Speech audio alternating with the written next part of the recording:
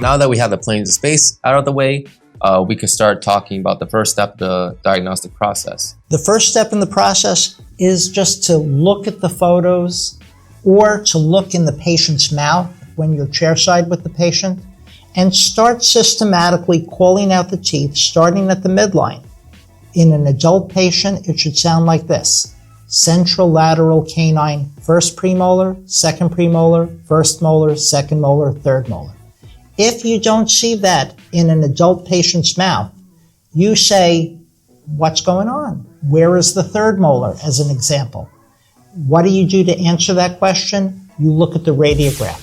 So in our standardized package of pretreatment records, there's always a panoramic radiograph, and that's where the doctor would turn to that.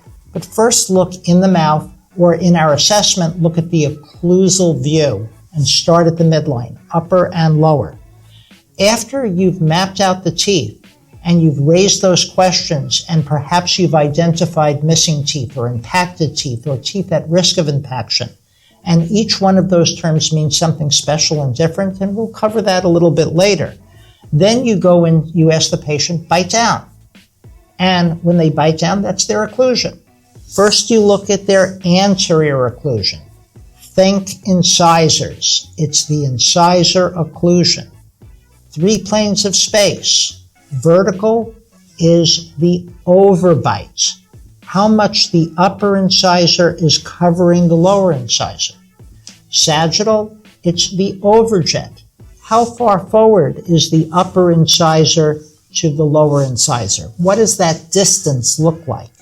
And transverse are the midlines. Does the upper midline line up with the lower midline? That's how we apply the planes of space when we're looking at the anterior occlusion.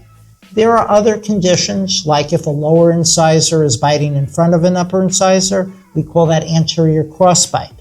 Or if there is a lack of overlap and there's a space between the incisal edges of the upper and lower incisor, that's anterior open bite.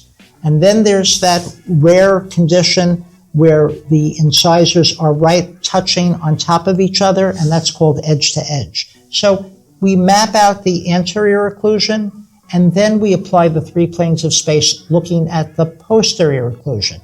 We look at the front back. Is it class 1, class 2, class 3 occlusion?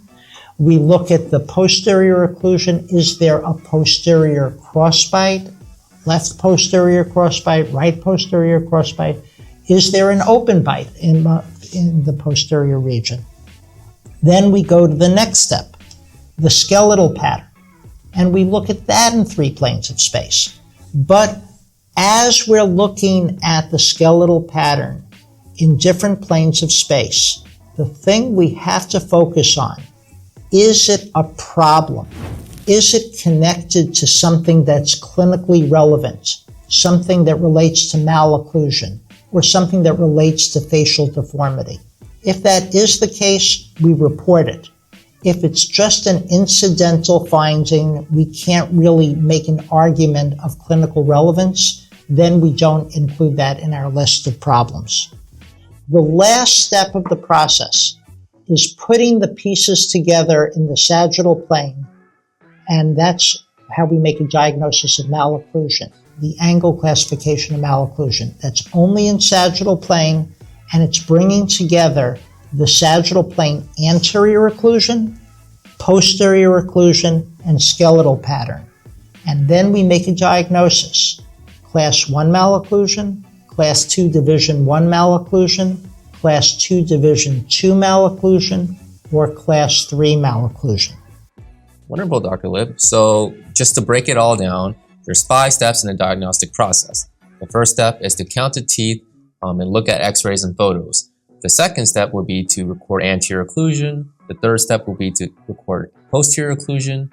The fourth step would be to look at the skeletal pattern. And the fifth step would be to record the angles classification. Exactly right.